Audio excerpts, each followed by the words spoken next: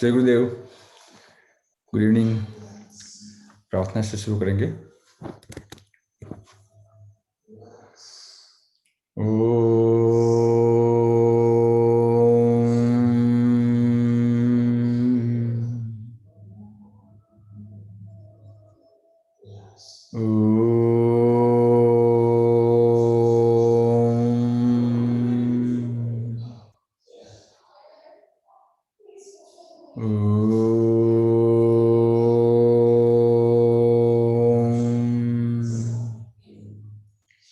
वक्रतुंड महाकाय सूर्यकोटि समप्रभ निर्विघ्नं कुरु मे देव सर्वकार्येषु सर्वदा।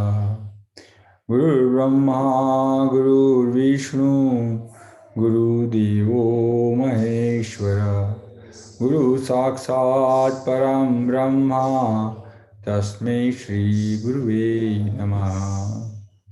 या कुन्देन्दुतुषारहार धवला या शुभ्रवस्त्रावृता या वीणावरदण्डमण्डितकरा या श्वेतपद्मासना या ब्रह्माच्युतशङ्कर प्रभृतिभिः देवे सदा वन्दिता। सा मा पातु सरस्वती भगवती निशेषजाड्यापहा। हरि ओम। श्री गुरुभ्यो नमः। हरि ओम।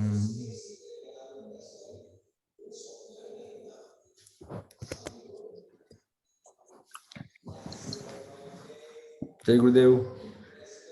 Good evening. आज पिछले 2 स्वाध्याय से हम लोग इनर बैटल पे काफ़ी डिटेल में बात किए। काफ़ी मज़ा आया टू वर्क उसके ऊपर। इनर बैटल पे काफ़ी हमारा डिस्कशन हुआ, अलग अलग एंगल से हमने देखा। तो दोनों साइड में हमने काफ़ी ऑसिलेट किया कि कर्म वाला साइड में क्या जा सकते हैं, अकर्मा में क्या हो सकता है। अभी रियल लाइफ में इसको कैसे कनेक्ट करें, रियल लाइफ में हमारी लाइफ में क्या एग्जांपल्स है जिसके साथ हम उसको कनेक्ट कर सकते हैं। तो और उसका बेसिक्स कहाँ है, कहाँ से शुरू हो सकता है। तो आज का ये पूरा स्वाध्याय है, रियल लाइफ की केस स्टडीज हम देखेंगे और उसको बेसिक्स ऑफ अकर्मा, बेसिक्स के साथ हम कनेक्ट करने का कोशिश करेंगे। तो कहाँ है बेसिक, शुरुआत कहाँ से हो सकती है, फंडामेंटल्स क्या है। तो इसके ऊपर कुछ आज हम देखेंगे, बात करेंगे। तो आज हमारे साथ है श्रीकांत जी, जो कि हमको बेसिक्स के बारे में हमको कनेक्ट करेंगे, और उनके साथ ही सहयोग में सौरभ जी और मंगेश जी।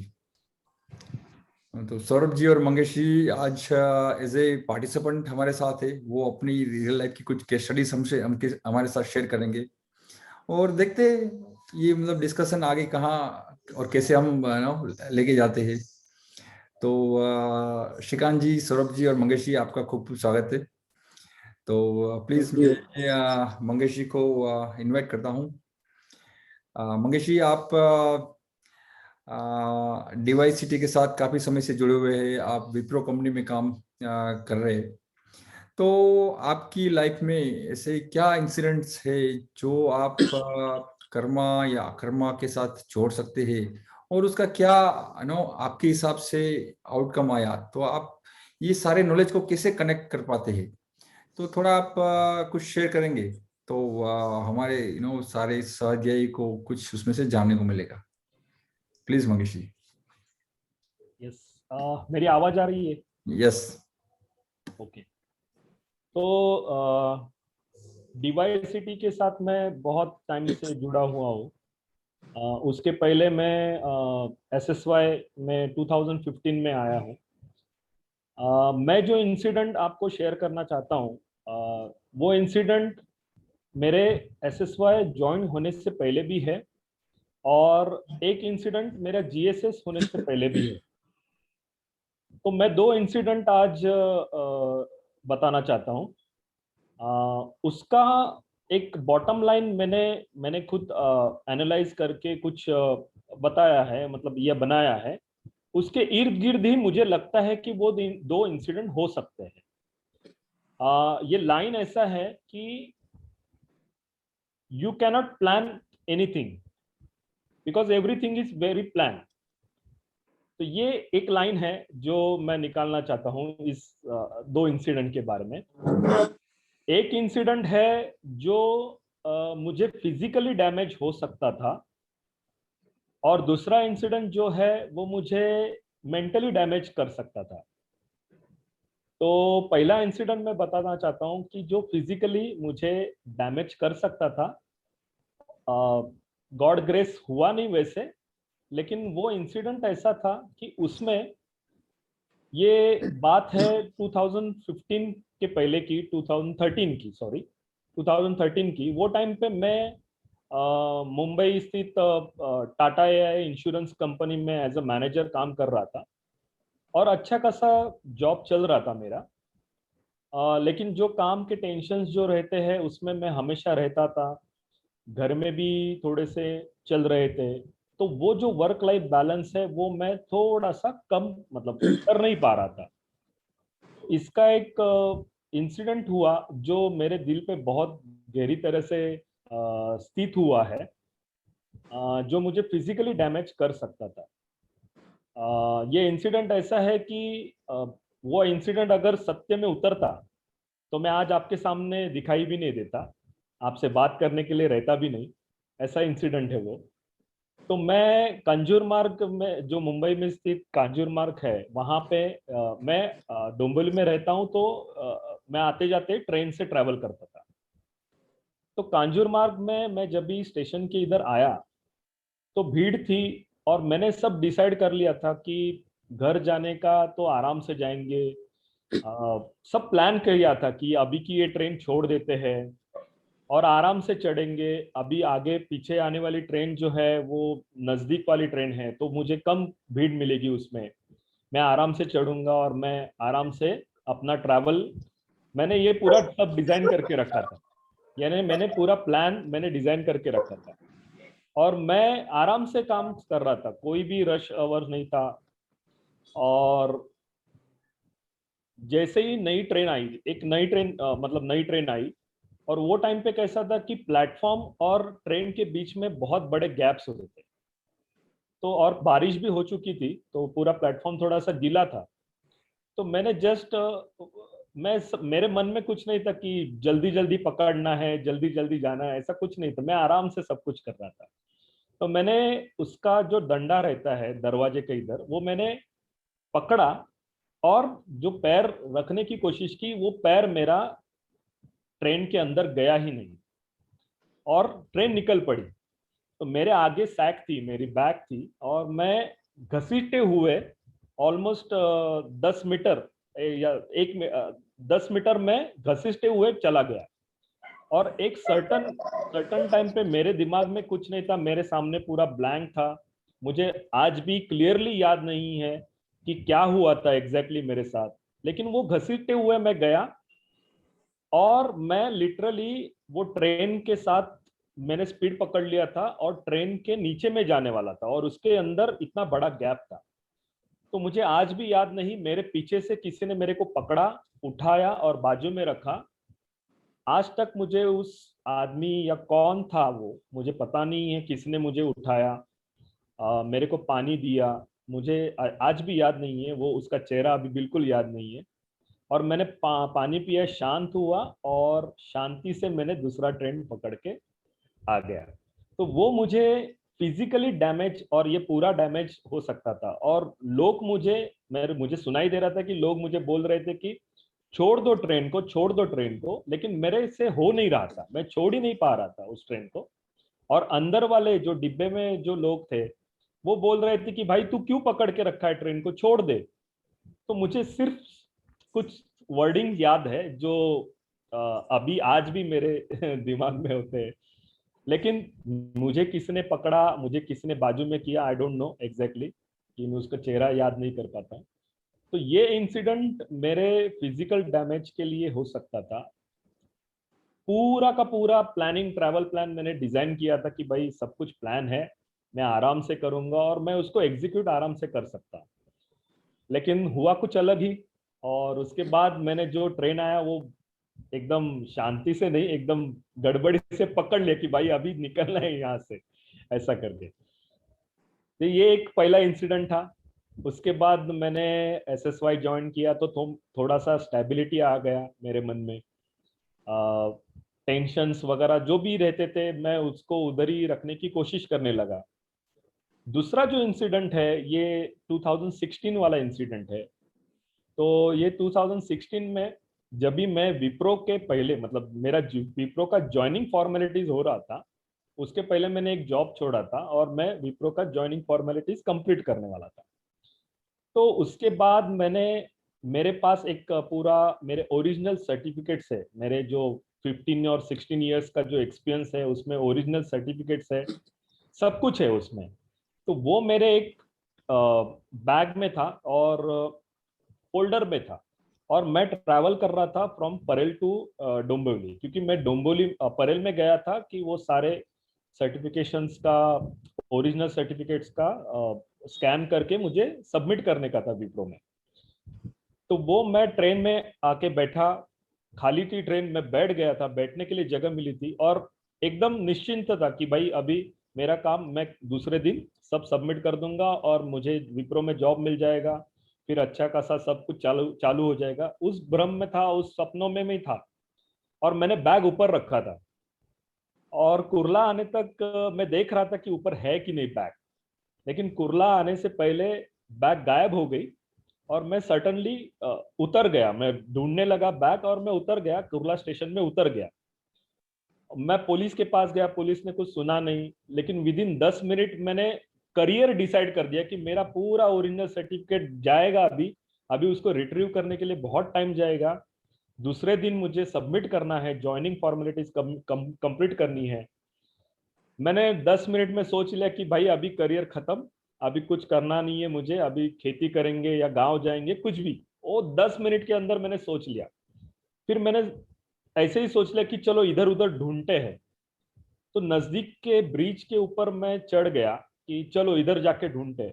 और मैं जैसे ही ऊपर गया, जिसने बैग मेरा लिया था वो मेरे सामने खड़ा था और वो मेरा बैग चेक कर रहा था, मेरा ही फोल्डर चेक कर रहा था। तो मैंने उसको पकड़ा, मेरा बैग ले लिया और फिर मैंने पूरा ट्रैवल आराम से, मैंने बैग पकड़ के, क्योंकि ये मेरा 16 इयर्स का करियर था जो मैं छोड़ दिया था ऊपर रख के, तो वो मैंने पकड़ के उसको मेरा ट्रैवल पूरा कर दिया। अभी इस दो इंसिडेंट में मुझे अ, अभी ये दो इंसिडेंट, उस टाइम पे तो मैंने कुछ एनालाइज या कुछ भी नहीं किया था, वो सोचा भी नहीं था। लेकिन आज के केस में मैं उनको दोहराता हूँ कि क्या हुआ था मेरे साथ, पता नहीं, मुझे भी नहीं पता, अभी तक मुझे आंसर नहीं मिला है। लेकिन उससे मैंने क्या सीख ली है, ये मैं थोड़ा सा शेयर करना चाहता हूँ। कि आप कोई भी क्षण अगर आप जीते हो तो उस क्षण में रहो। आप आगे का या पीछे का कोई भी विचार आपके मन में आएगा, अगर आपके पास कोई भी टेंशन हो तो उसको उधर तक ही रखो, उसको बाहर मत लेके आओ या घर पे मत लेके आओ। ये मैंने मेरे लिए सीख ले लिया अभी। अभी जब भी मैं अभी प्रोजेक्ट मैनेजमेंट के फील्ड में हूँ, बहुत सारे प्रोजेक्ट्स के ऊपर एक साथ काम कर सकता हूँ, तो मुझे अभी लग रहा है कि मैं न्याय दे रहा हूँ हर प्रोजेक्ट को, हर काम को न्याय दे सक रहा हूँ। तो यही मुझे शेयर करना था। थैंक यू मंगेश जी। आपका, आपने बहुत अच्छा और लाइक रिलेवेंट आपके एक्सपीरियंस शेयर किए। तो श्रीकांत जी, आप इसके बारे में क्या कहेंगे? लाइक नो, कैसे इसमें कहाँ स्पिरिचुअलिटी, कैसे बेसिक्स कनेक्ट हो सकते हैं? कुछ लाइफ और स्पिरिचुअलिटी दो नहीं है, तो स्पिरिचुअलिटी को कनेक्ट नहीं करना है। स्पिरिचुअलिटी है, स्पिरिट में ही तो हम सब है, ये एक बात। अभी हर एक का ऐसा कुछ ना कुछ पर्सनल एक्सपीरियंस होगा। बात यह है कि ऐसी कोई घटना घटित होने के बाद whether I react to it और रिस्पॉन्ड टू इट, ये एक बात है। तो उन्होंने इमीडिएटली डिसाइड कर दिया अभी गांव जाएंगे, खेती करेंगे। तो वो रुके नहीं, सर्टिफिकेट्स गए तो रुके नहीं, चलो सर्टिफिकेट्स नहीं है ना तो अभी कुछ तो करना है तो वो करेंगे. So he was not stuck. तो he the decision came out of freedom. वो बॉन्डेज से डिसीजन नहीं उनका आया, शायद इसीलिए उनको बैग मिला, ऐसे मजाक में बोल सकते हैं. लेकिन उन्होंने जो शुरुआत की आज उनके शेयरिंग की, उसमें एक कहा था, you cannot plan anything because everything is already plan. ये ऐसे उन्होंने अपने शेयरिंग की शुरुआत की थी. यहाँ थोड़ा सा मेरी समझ अलग है. मेरी समझ ये है कि यू कैन प्लान एनीथिंग. आप कुछ भी प्लान कर सकते हो, पूरा फ्रीडम है आपको प्लान करने का. बात यह है कि प्लान करने के बाद क्या वो प्लान पर काम होगा, एग्जीक्यूट होगा प्लान. दूसरी बात, प्लान होने के बाद एग्जीक्यूशन पे भी काम करने के बाद क्या वही रिजल्ट आएंगे जो मैं डिजायर कर रहा हूँ, जो मैं चाह रहा हूँ, उसकी गारंटी नहीं है. तो मतलब दो बातें, whether I will act upon that thought and whether I will get the desired results और नॉट, ये मेरे कंट्रोल में नहीं है. लेकिन प्लानिंग करना मेरे कंट्रोल में है. तो आई कैन प्लान एनीथिंग. और क्या प्रॉब्लम है प्लान करने में, क्या प्रॉब्लम है. ऐसे वो पहले सेंटेंस के बारे में my understanding is like this. Thank you. Thank you Shrikant जी.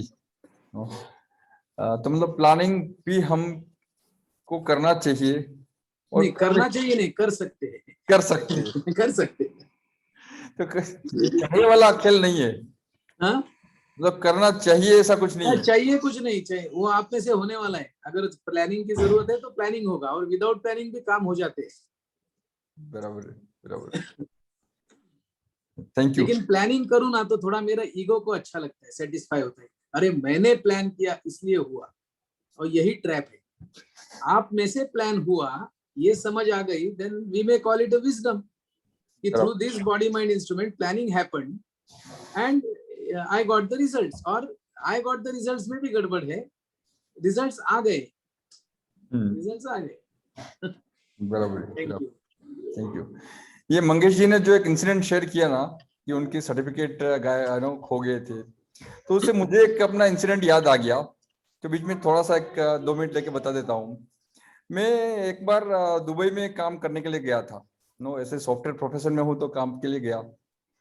बड़ी कंपनी थी, एरोस्पेस की कंपनी थी. तो काम करते करते कुछ तो गलती से या टेक्निकल गलती से उनका जो 3-4 साल का पूरा डेटा था ना पूरी कंपनी का, वो सब मैंने उड़ा दिया. बढ़िया. और अगले दिन जहाँ मैं होटल में रुका था, न्यूज देख रहा था. न्यूज में कैसे न्यूज आते हैं कि इसको पनिशमेंट मिला तो 500 कोड़े मिले, इसको इतना मिला. तो ये सब मुझे सब दिखने लगा कि ऐसा ऐसा होगा अभी. तो मैंने भी मंगेश जी के लिए सोच लिया कि चलो अब तो सब खत्म हो गया, अभी तो गए अंदर. और वो शेख का भी उसमें पार्टनरशिप रहता ही है उनका. तो और 10 साल गुजारेंगे, अभी क्या करेंगे, कुछ तो बुक पढ़ेंगे या यहाँ की जल तो अच्छी होगी इंडिया की जल से, लेकिन ऐसा सब कुछ सोचने लगा मैं भी.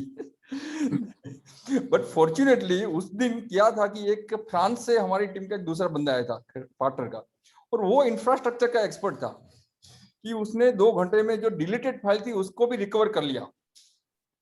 तो पता नहीं कहाँ से क्या हो गया बीच में. तो मैं ऐसा सोचा था कि मैं वॉशरूम गया, मैं सोचा कि चलो यहीं से भाग जाता हूँ एयरपोर्ट, वहां से भाग जाएंगे, कम से कम निकल जाते हैं यहाँ से. तो यहाँ तक भी सोच लिया था. बट पता नहीं वो बंदा जो था आर्किटेक्ट, सुपर आर्किटेक्ट, जो बिल्कुल डिलीटेड फाइल्स को भी रिकवर करने का उसके पास ट्रिक एंड टेक्निक्स था, तो काम आ गया. तो कैसे होता है, कौन प्लान करता है, हमारे हाथ में क्या है, ये सब क्वेश्चंस आ जाते. तो बस इतना ही. Thank you. Thank you. So अभी मैं सौरभ जी को इनवाइट करता हूँ. सौरभ जी प्लीज आप आइए और आप कुछ शेयर कीजिए आपकी लाइफ के बारे में, और हम कुछ जानेंगे कि लाइक उसका बेसिक के साथ कैसे हम कनेक्ट कर सकते हैं. तो प्लीज. Thank you Himanshu. मी आज जो प्रसंग शेअर करणार आहे तो प्रत्येकाच्या आयुष्यात असे वेगवेगळे प्रसंग घडून गेलेले असतील, पण तो प्रसंग घडल्यानंतर त्याच्याकडे कसं बघायचं किंवा त्यातून काय शिकायचं ही समज मला आत्ता यायला लागली. ओके. सगळ्यांनाच माहिती आहे की अदर प्रत्येकाचा अनुभव आहे तसा. आपल्या प्रत्येकाच्या आयुष्यामध्ये कॉलेज नावाचा एक सुंदर असा सब्जेक्ट असतो. तिथल्या आठवणी या सदैव चिरतरुण असतात आणि त्या सदैव आपल्या सगळ्यांना मोटिवेट करत असतात. जुने मित्र, जुन्या गप्पा गोष्टी या आयुष्याच्या वेगवेगळ्या टप्प्यांवरती वेगवेगळ्या एनर्जी म्हणा किंवा एक दिशा देऊन जातात. माझ्या कॉलेजच्या जीवनामध्ये असाच एक प्रसंग घडला होता, ज्याचा अ, माझ्या जीवनावरती खूप मोठा परिणाम घडला. घटना खूप छोटी होती, पण त्याला ज्या पद्धतीने सर जसं म्हणाले, जसं मी रिएक्शन दिली, त्या रिएक्शन मधून मला बरेच चॅलेंजेस आले आणि त्या चॅलेंजेस मधून उभारण्याकरता मला बराच वेळ लागला. पण आज ज्यावेळेस एवढा सगळा काळ ट्रॅव्हल करून झाल्यावर मी ज्यावेळेस त्या गोष्टींकडे बघतो, त्यावेळेला खरंच असं मनामध्ये येतं, की त्यावेळेस जे घडलं तेच खरं उत्तम होतं आणि खरं ते घडणं किती आवश्यक होतं, हे मला आत्ता कळलं. की ज्या वेळेला पूर्वी मी ज्याला फार वाईट किंवा चुकीचं समजत होतो. माझं शाळेचं शिक्षण पूर्ण झाल्यानंतर मला फर्ग्युसन कॉलेजमध्ये ऍडमिशन मिळाली होती. आता फर्ग्युसन म्हटलं की सगळ्यांना माहिती आहे, पुण्यातलं एक नामवंत कॉलेज आहे आणि फर्ग्युसन मध्ये ऍडमिशन म्हणजे इटसेल्फ इज अ खूप मोठी गोष्ट. घरच्यांकरता, आजूबाजूच्यांकरता, मित्रांकरता वगैरे, अरे वा किती भारी कॉलेज आणि काय. पण माझी वेगळीच गडबड चालली होती. ते एवढं मोठं कॉलेज, तिथले सगळे लोक, त्यांचं वागणं, बोलणं आणि या सगळ्या ह्याच्यात मी पूर्ण भांबावून गेलो होतो. मला खरंच त्या सगळ्या परिस्थितीशी कोप अप करता येत नव्हतं. आणि मी खूप त्यासाठी निकराने लढा देत होतो. परंतु या सगळ्या गोष्टी मी त्यावेळेला कोणाशी शेअरही करू शकत नव्हतो. कारण माझं मलाच समजून घ्यायला फार वेळ लागत होता. आणि अशा ह्याच्यात प्रत्येकाचा उत्साह असतो, की बाबा काहीतरी करायचंय, करियर बनवायचंय वगैरे. तर करियर वगैरे माझ्याकरता खूप लांबच्या गोष्टी होत्या. पण स्वतःला एक्सप्रेस करणं किंवा स्वतःला रिप्रेझेंट करणं, बोलणं, व्यक्त होणं हेच माझ्याकरता खूप चॅलेंजिंग गोष्ट होऊन बसली होती. त्याचा स्ट्रगल हळू मी ओव्हरकम करत होतो. स्वतःला अधिक समजून घेत होतो. त्यात मला या प्रवासामध्ये अशी आवड निर्माण झाली, की बाबा मला over a period of time military join करायची आहे. मग त्या अनुषंगाने मी तयारी पण चालू केली. मी एन-सी-सी जॉइन केलं. मी खूप मेहनत घेतली. अ, मला अभिमान वाटतो सांगायला या काही जुन्या गोष्टींचा, की I was the golden horse for my NCC. मी खूप मेहनत घेऊन पोहोचलो आणि हळू कसाबसा या सगळ्या परिस्थितीशी कोप अप करत होतो. माझं स्वप्न मला मिळालं होतं. त्याच्या मागे धावत होतो आणि एक ऑल सडन डन अशी एक घटना घडली, की ज्यामुळे हे सगळं चित्रच बदलून गेलं. आणि घटना अशी होती, की आमच्या परीक्षा होत्या आणि समहाऊ मी काही चांगले मार्क स्कोर नाही करू शकलो आणि माझं इयर डाउन झालं. आता इयर डाउन झालं म्हटल्यावरती आमचं टिपिकल मिडल क्लास कुटुंब, त्याच्यामध्ये असा कधीच प्रसंग कोणी बघितलेला नव्हता. असं कधी कोणाच्या आयुष्यात घडलंय असं ऐकिवातही नव्हतं. त्यामुळे आता काय बापरे! एवढा मोठा यक्ष प्रश्न. हा मनुष्य असं कसं करू शकतो? असं कसं घडू शकतं? आणि मी सुद्धा मला स्वतःला एका आरोपीच्या पिंजऱ्यामध्ये उभं करून ठेवलं. आणि मग नातेवाईकांचं बोलणं असेल, मित्रांचं माझ्यापासून लांब जाणं असेल किंवा अशा असंख्य गमती-जमती त्या काळात घडल्या. आणि या सगळ्या प्रोसेसमध्ये मी स्वतःलाच खूप कोसत राहिलो. स्वतःला खूप बोलत राहिलो, की "अरे किती म्हणजे तुला साध्या गोष्टी जमत नाहीत. आजपर्यंत तू पार आई-वडिलांना डिस्ग्रेस दिलास" वगैरे, वगैरे, वगैरे. इथपासून ते पार अगदी, की आता काही आयुष्य जगण्यातच राम नाहीये आणि आपण आता चला बाबा आता काय संपलं सगळं आपलं. त्यामुळे असं डिप्रेशनचा तो एकदम परमोच्च बिंदू. अशा 2 स्टेटमध्ये माझी थॉट प्रोसेस त्यावेळेला खेळत होती. तो काळ सरला, हळू गोष्टी पुढे गेल्या. मी अभ्यास केला, पास झालो. पुढे आलो, नंतर एम-बी-ए केलं. देन मला जॉब लागला. मी चांगल्या हुद्द्यावर आता कामही करतो. पण ज्यावेळेला मी चिंतन खरंच म्हणजे जे श्रीकांतजी सांगतात, की अभ्यास प्रक्रियेतून एखाद्या गोष्टीकडे बघा.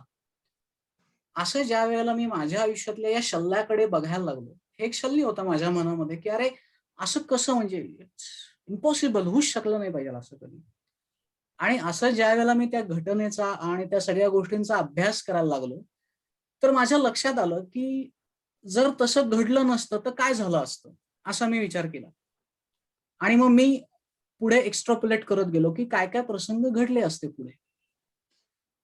तर मी चांगल्या मार्गाने पास झालो असतो, पुढे आलो असतो, मग माझं ग्रॅज्युएशन झालं असतं, पोस्ट ग्रॅज्युएशन झालं असतं.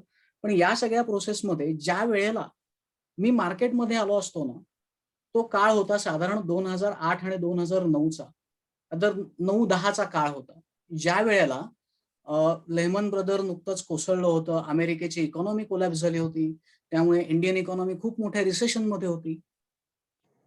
आणि मग मी विचार केला, की अरे मी खरंच चांगले मार्क पडून जरी त्यावेळेस मार्केटमध्ये आलो असतो, तर मला जॉब मिळाला असता? Was that possibility? तर ह्याचा विचार करताना माझ्या मनामध्ये थोडी साशंकता निर्माण झाली किंवा कदाचित जॉब मिळालाही असता, पण मला अपेक्षित पॅकेज मिळालं असतं, जी माझी खरंच गरज आहे ते माझी फुलफिल झाली असती. ह्याच्याविषयी मनात शंका निर्माण झाली. आणि मग असा विचार चालू झाला, की अरे मग हे घडलं, हे खरंच योग्य होतं का? का ती त्यावेळेची आवश्यकता होती? आणि मग असं चिंतन करत असताना इथे मी कुठल्याही अनसक्सेसफुल होणं किंवा नाही होणं याचं समर्थन नाही करत आहे. परंतु ज्यावेळेला या गोष्टीचा मी न्यूट्रली विचार करायला लागलो, त्यावेळेला मला 2 शब्द प्रामुख्याने समोर आले. एक आला रिझल्ट आणि दुसरी आली प्रोसेस. आपलं काय होतं, जगताना आहे ना, आपण रिझल्ट ओरिएंटेड होऊन गोष्टी करण्यामध्ये अडकतो किंवा गोष्टी करण्यापेक्षा गोष्टीच्या रिझल्टमध्ये अडकतो. त्याच्यातून काय मिळतंय ना, त्याच्यामध्ये अडकतो. कळत नकळतपणे आपलं त्यात अडकणं होतं. आणि एकदा का रिझल्टमध्ये अडकलो, की रिएक्शन ही बाय डिफॉल्ट येते. त्याच्या विरुद्ध प्रोसेस. जर घडलेल्या प्रसंगामध्ये मी जर एखाद्या गोष्टीचा अभ्यास केला, की काय व्हेअर आय वेंट रॉंग. जसं अथर्व शीर्षामध्ये पण म्हणलंय, अवपश्चात्तात. म्हणजे पूर्वी काय घडलं, कशामुळे हे आत्ताचं आलं आणि मग त्याच्यामध्ये जर आपण करेक्शन करत गेलो, तर डिझायर्ड रिझल्ट मिळत जातील. सो करेक्टिंग सेल्फ किंवा इम्प्रोव्हायझिंग सेल्फ ही जी प्रोसेस आहे, स्वतःला घडवत जाणं, स्वतःला पैलू पाडत जाणं, याच्यातून रिझल्ट्स येतील. पण रिझल्ट्स करता जर धावत राहिलो, तर रिॲक्शन मध्ये अडकू आणि रिॲक्शन मध्ये अडकलो तर अस्वस्थता येईल. अस्वस्थता आली तर राग आणि लोभ ह्या 2 गोष्टी आपोआप मनात उत्पन्न होतील. ह्या 2 उत्पन्न झाल्या की मनाचा तोल ढळेल आणि मनाचा तोल ढळला की आपला सत्सत विवेक आपण गमवून बसतो आणि विवेक हरवला की निर्णय घेण्याची क्षमता राहत नाही आणि मग निर्णय चुकतात. सो अशी ही एका पाठोपाठ एक शृंखला लागते. सो मग रिझल्ट वरती माझा कंट्रोल नाहीये, रिझल्ट वरती मला हे करायचं नाहीये. परंतु मला एक गोष्ट सदैव एन्शुअर करायची आहे, की माझी जी प्रोसेस, मला जे स्वतःला घडवण्याची जी संकल्पना आहे, ती मी कधी सोडता नाही कामा. त्याच्याकरता मी माझ्या स्वतःच्या जीवनामध्ये L3 नावाचा फॉर्म्युला खरं तर फॉलो करतो. ज्यात लाईफ लाँग लर्निंग असं मी त्याला म्हणतो, की प्रत्येक क्षणात काहीतरी नव्याने बघितलं पाहिजे, नव्याने शिकलं पाहिजे, नवे अनुभव घ्यायला हवेत. याच्यामध्ये स्वतःमध्ये स्थित्यंतर होईल. स्वतःमध्ये म्हणजे कालच्यापेक्षा मी आज बेटर असेल. हां, पण मी बेटर का असेन? तर it's just the part of a process. मला काही हवंय किंवा काही मिळवायचंय असं नाही. अजून थोडा मी चिंतन करत पुढे गेलो आणि मला हा रिझल्ट जो आहे ना, हा रिझल्ट मला असाच का हवाय? असा ज्यावेळेला मी प्रश्न विचारायला लागलो स्वतःला, त्यावेळेला मला आणखीन एक गंमत कळली. मी त्याच गोष्टीच्या मागे पळतो, जी गोष्ट मला माहिती आहे किंवा ज्या गोष्टीमुळे काहीतरी घडणार आहे. म्हणजे मला जे समजलंय, मला जे इनपुट मिळालेत, मग ते इनपुट माझ्या इंद्रियांद्वारे असतील, ओके, कुठल्याही एक्सटर्नल मीडियाद्वारे असतील. सो माझे कर्मेंद्रिय आणि ज्ञानेंद्रिय आणि अंतःकरण चातुष्य, ह्या 14 द्वारांमधून मला जी इन्फॉर्मेशन प्राप्त होते त्याच्यावरती माझ्याकडे प्रोसेसिंग होतं आणि मी माझे स्वतःचे असे काही बिलीफ बनवतो. मी ठरवतो की हे चांगलं आहे आणि हे वाईट आहे. आणि जीवनात सगळ्यांनाच फार असं वाटतं की अरे मी गुड बॉय असावं, सगळ्यांनी माझं कौतुक करावं, असा एक उगाचच भ्रम असतो. कारण गुड आणि बॅड असं काही नसतं, परंतु माझी बिलीफ सिस्टीम आहे ना तशी बनली आहे आणि मग मी माझ्या बिलीफच्या अनुषंगाने रिझल्टमध्ये अडकतो. सो शेतकरी जसा जाणीवपूर्वक शेती करतो ना, तसं आपल्याला आपल्या बिलीफवर काम करायला पाहिजे असं मला जाणवलं. आणि फॉर एक्झाम्पल, आपण जर जांभळाचं बी लावलं आणि आंबा विचार करत बसलो तर कसा येईल? बरं, जरी आंब्याचं बी लावलं आणि आंबा जरी एक्सपेक्ट करत असेल तरी तो येईलच, याची काही शाश्वती नाही. पण म्हणून असं जरी असलं तरी शेतकरी शेतीची मशागत करायची सोडतो का? नाही. तर मग मी माझ्याकरता लर्निंग हे घेतलं की आपण आपल्या शेताची मशागत करत राहायचं, ज्याला मी प्रोसेस असं म्हणतो. स्वतःला पैलू पाडत राहायचे, वेगवेगळ्या गोष्टींमधून शिकत राहायचं आणि हा जीवन प्रवास जगत राहायचा. थँक्यू. थैंक यू सौरभ जी, बहुत बढ़िया। आपने बिल्कुल जो लाइफ का इंसिडेंट कनेक्ट किया और उसको आपका जो लर्निंग के साथ कनेक्ट किया, बहुत ही समझने लायक था और रिलेवेंट था। तो काफी कुछ आपका जो थॉट प्रोसेस है समझने को मिला। So thank you so much for your sharing. So Shrikant ji, अभी मैं आपको रिक्वेस्ट करता हूं कि आप नहीं रिक्वेस्ट नहीं, आपका हक है वो। कॉल पर हम इसीलिए पहली बात तो अभी यहाँ इलेक्ट्रिसिटी गई है, तो अगर डिस्कनेक्ट हुआ तो फिर जय गुरुदेव, और कनेक्टेड हूँ तब तक बात कर लेते हैं। सौरभ जी ने फाइनली एक बताया कि हम प्रिपरेशन करते रहे, तो वो उसमें से मुझे याद आ गया कि एक गुरु ने मुझे कहा था कि what is definition of luck? Preparation plus opportunity is luck. मेरे हाथ में अपॉर्चुनिटी नहीं है, लेकिन प्रिपरेशन मेरे हाथ में है। तो मैं प्रिपेयर करते रहूं खुद को, जब भी अपॉर्चुनिटी आएगी तब मैं कुआं खोदने नहीं जाऊंगा, तो मैं तैयार ही हूं उस समय। तो वो दोनों जब एक हो जाते हैं तो उसको लक बोलते हैं। तो ये सौरभ जी ने बहुत बढ़िया एक्सप्लेन किया है, उसमें अभी ऐड करने जैसा मेरे पास कुछ नहीं है। लेकिन प्रिपरेशन अगर अपने हाथ में है तो प्रिपरेशन करते रहेंगे। जैसे अगले साल मेरी कुश्ती है किसी से, तो मैं 2 दिन पहले एक्सरसाइज करके जमेगा नहीं, वो अभी से डेली रूटीन अगर मेरा वो है तो ही मैं कुश्ती जीत सकता हूँ या कुश्ती लड़ सकता हूँ। तो ये ऐसा नहीं है कि जरूरत पड़ने पर फिर प्रिपरेशन करना है, तो preparation may be in our hand, so let us continuously prepare. और इसमें अगर ये समझ है कि प्रिपरेशन इज हैपनिंग थ्रू मी, तो बस लिबरेट हो गए आप। तो चलो प्रिपरेशन चल रहा है, किसी का प्रिपरेशन नहीं चल रहा है वो भी बहुत बढ़िया है, क्योंकि किसी को जीतना है और इसको हारना है, इसलिए प्रिपरेशन चल रहा है। तो कभी हम हारने का प्रिपरेशन करते रहते हैं, कभी जीतने का प्रिपरेशन करते रहते हैं। प्रिपरेशन चलता रहता है, करते नहीं है, होता है। वो कहते हैं ना कि दुनिया 2 ही अवस्था में होती है, या तो वॉर में या वॉर की तयारी, युद्ध किंवा युद्धाच्या तयारीत असतं। तसं एक तर आपण जिंकण्याचं प्रिपरेशन चालू असतं किंवा हारण्याचं चालू असतं, बट प्रिपरेशन सतत, and that continuous process of preparation may be life as we know, ऐसे लगता है। Thank you. Thank you Shrikant जी।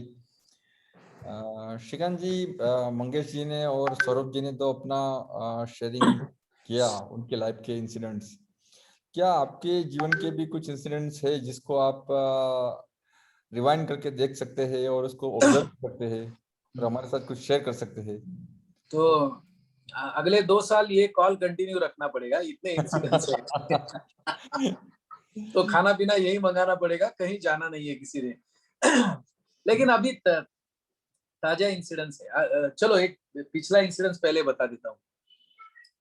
मैंने एसएसवाई क्लास लेना शुरू किया ना, तो लोग मुझे बोलने लगे, अरे आपने एसएसवाई कब किया, कैसे किया? मैं बोला पूना में किया। अच्छा, तो आप पूना में रहते क्या? नहीं, मैं रहता खपोली में हूँ, लेकिन पूना में रोज जाता था, 3.5 घंटे का क्लास होता था, 21 दिन का बैच था। तो लोगों को ये बहुत बड़ी चीज लगने लगी, अरे कोई आदमी खपोली से पूना जाता है, एसएसवाई क्लास करता है। और वो मेरे बारे में कुछ भला बोलने लगे, तो मुझे भी लगा अरे मैंने जबरदस्त कुछ प्रोग्राम किया है दुनिया में, बड़ा पराक्रम किया, ऐसे मुझे लगने लगा। जब कुछ साल के बाद एक बात मेरे ध्यान में आ गई, जो आजकल मैं बोलता हूँ कि ignorant way of looking at life and enlightened way of looking at life. समझो कोई ए घटना मैंने की, तो ए घटना का फल होता है बी, फिर वो जो बी होता है ना, वो that becomes a cause for C, and then C becomes a cause for D. ये दुनिया की तरफ या लाइफ की तरफ देखने का एक तरीका है, जिसे आजकल मैं इग्नोरेंट वे ऑफ लुकिंग कह रहा हूँ, इग्नोरेंट परसेप्शन। दूसरा क्या है, डी होना था ना, इसलिए सी हुआ, इसलिए बी हुआ, और इसीलिए ए हुआ। तो ये दूसरा एक एंगल है लाइफ की तरफ देखने के लिए। अभी मेरा क्या हुआ बता दो। मेरा एक दोस्त है खपोली में, सर्जन है वो, तो उसके घर में कुछ प्रॉब्लम था, तो वो प्रॉब्लम सॉल्व करने के लिए उसका एक भाई सांगली में था, वो सांगली में से खपोली आया, तो उनको कुछ लीगल एडवाइस चाहिए था, कुछ बातें करनी थी, तो वो हमारे घर में ही रुका उसका भाई। तो वो दूसरे दिन सुबह मुझे बोला, अरे तेरा सब ढांचा जो है ना, तू एसएसवाई क्लास कर। तो मैं बोला, अरे मैंने ये कभी लफ्ज भी सुना नहीं है, ये क्या है एसएसवाई? तो उसने वन लाइन में बता दिया, it is journey from somebodiness to nobodiness, nobodiness to everybodiness. 1 minute introduction था। मैं बोला, अरे ये तो मेरे बड़े काम का लग रहा है। तो मैं पुणे गया, फिर वो पैसे भरे, फिर 21 दिन आया, और उस दिन से मैंने पीछे मुड़ के देखा ही नहीं। अभी वो मेरे दोस्त के घर में प्रॉब्लम क्रिएट होना, जिसकी वजह से सांगली से उसका भाई आना, वो भाई मेरे घर में रुकना, उसने मुझे एक दिन पढ़ना पूरा कि ये क्या टाइप का आदमी है, उसके मुंह से निकलना कि तू एसएसवाई कर, और मैंने आगे जाके 16 साल नॉन स्टॉप कुछ दूसरा किया ही नहीं, सिर्फ एसएसवाई किया। अभी क्या ये मैंने किया या मेरे जीवन में घटित हुआ, ये एक देखने का मतलब सोचने की बात हो सकती है। अब भी एक लेटेस्ट इंसिडेंस बताता हूँ। मैंने I am a notary also, advocate plus notary. तो ये नोटरी की अपॉइंटमेंट मेरी बहुत बहुत पुरानी है, 20-25 साल से मैं नोटरी हूँ इसमें। तो नोटरी का एक रिन्यूअल होता है, वो रिन्यूअल के पेपर्स ओरिजिनल सबमिट करने हैं मंत्रालय में, ये वो सब फीस भरनी है। तो मैंने अपने ही ये जीएसएस टीम के एक मेंबर को बोला कि आप खपोली आ रहे हो, तो मेरा जरा फाइल मंत्रालय में इस डिपार्टमेंट में सबमिट कर दो। वो फाइल लेके निकल गए, यहाँ से ट्रेन से गए, और मुझे तीसरे दिन उनका सुबह फोन आया कि वो मुझे गुरुजी पुकारते हैं। तो गुरुजी, एक बात बतानी थी आपको। मैं बोला, क्या हुआ? तो आपने जो फाइल दी थे ना, तो मैं दादर में, मैं तो उतर गई, लेकिन फाइल चली गई शायद कहीं।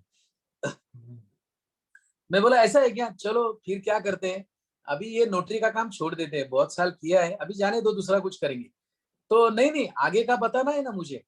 तो फिर मैंने रेलवे मास्टर को बोला, ट्रेन के किसी एम्प्लॉय को बोला, पुलिस को बोला, वीटी स्टेशन पे फोन किया, फिर ये ट्रेन वहां पहुंच गई, उसका क्या नंबर हुआ, वो कहाँ जाने वाली है। 2 घंटे उसने इतनी मेहनत की, और वही ट्रेन जब वापस आ रही थी, तो उसी ट्रेन के उस डिब्बे में वो पहुंची।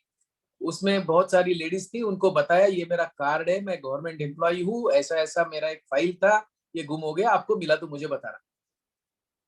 अभी आते समय वहां क्राउड कम थी, फिर दूसरा लेडीज डब्बा था, उसमें वो पहुंच गई। उसमें जाने के बाद उसी जगह पर वो फाइल थी जहां उसने छोड़ी थी, वो फाइल निकाल ली, उतर गई। और पहले वो पूरा काम किया। मुझे बोलती है, फाइल गुम हो गई थी, तो आप गुस्सा क्यों नहीं हुए? मैं बोला, देखो पहली बात तो फाइल मिली है, इसलिए मैं शायद गुस्सा नहीं हो गया हूँ। दूसरी बात, 10 साल पहले ये होता तो मैं गुस्सा करता था। अभी फाइल मिलनी थी तो मिल गई, मिलनी नहीं होती तो। फिर उसको बोला, अभी जो हम जिस ढंग से एक दूसरे से बात कर रहे हैं ना, ये फाइल मिली है इसलिए ऐसे बात कर रहे हैं, अगर फाइल नहीं मिली होती तो हम क्या ऐसे ही बात करते थे? तो बोलते हैं, आप क्या करते थे? मैं बोला, मुझे पता नहीं। And that was the true answer, मुझे पता नहीं कि मैं कैसे रिएक्ट करता था। उसने फाइल मिल गई बताया तो मेरी रिएक्शन शायद अलग थी। लेकिन कुछ सालों से ऐसे हो रहा है कि घटना कुछ भी घटित होने दो, हमारी विटनेसिंग पावर बढ़ती है तो उसकी तकलीफ कम होती है या बिल्कुल भी नहीं होती है। तो लाइफ हो रहा है ये समझ अलग है, लाइफ में मैं कुछ कर रहा हूं ये समझ अलग है। किसी को लगता है मैं कर रहा हूं इसलिए हो रहा हूं, किसी को लगता है नहीं हो रहा है। तो अभी इसमें 2-3 टाइप के लोग हैं। मेरी समझ है, when an individual feels that he or she can edit his or her life or others life, this is a state of ignorance। ये मेरी समझ है कि अगर मुझे लगता है ना कि मैं अपना या दूसरों का जीवन चेंज कर सकता हूं, मेरे करने से कुछ होता है, तो मैं इसे इग्नोरेंस नाम दे रहा हूं आजकल। और ये ऐसा अंडरस्टैंडिंग कि मैं खुद का या दूसरों का जीवन चेंज कर सकूं, ये अंडरस्टैंडिंग जब एक्शन में आता है तो उसे मैं रजस कहता हूं। So when the understanding that I can do something is in action, it is रजस। ये त्रिगुण जो है ना, सत्व, रजस और तमस, उसमें से ये रजस है। दूसरा, when one feels that if I pray, I surrender, ऐसे करता हूं, देन सरेंडर टू गॉड और almighty, then God will edit my और अदर्स लाइफ। ऐसे कुछ लोगों को लगता है कि मैं अगर सरेंडर होता हूं, भक्ति से जाता हूं ना, तो मेरा प्रॉब्लम भगवान सॉल्व करेगा। इसको मैं तमस कहता हूं। दिस इज तामसिक अप्रोच टू द लाइफ। ये दूसरा। तो फिर तीसरा क्या हो सकता है, सत्व क्या हो सकता है, ऐसे सवाल आएगा मन में। So my understanding about Sattva is when one understands that he or she cannot edit the movie of his or her life or even others' life, this is a state of Sattva. When you realize and when this understanding is in action, then life is effortless. अभी action तो है, लेकिन understanding ये है कि I cannot edit the life, even God cannot edit the life, because God जिसको मैं बोल रहा हूं ना इस अवस्था में, वो गॉड मतलब ऑल पावरफुल पर्सन, जिसका पूरी प्रकृति पे कंट्रोल है, ऐसा कोई। तो ऐसा गॉड तो होता नहीं है। गॉड कहाँ इंटरफियर करता है ये सब झमेले में। This is my understanding of, या समझ ये है। तो अभी कुछ लोगों का एक्सपीरियंस ऐसा होता है कि they did something and hence life changed. ऐसा कुछ लोगों का एक्सपीरियंस होता है। सही है, वो जगह अपने पे सही है, उन्होंने कुछ किया, उन्होंने कुछ पाया, या उन्होंने नहीं किया इसलिए नहीं पाया, ये भी सही है।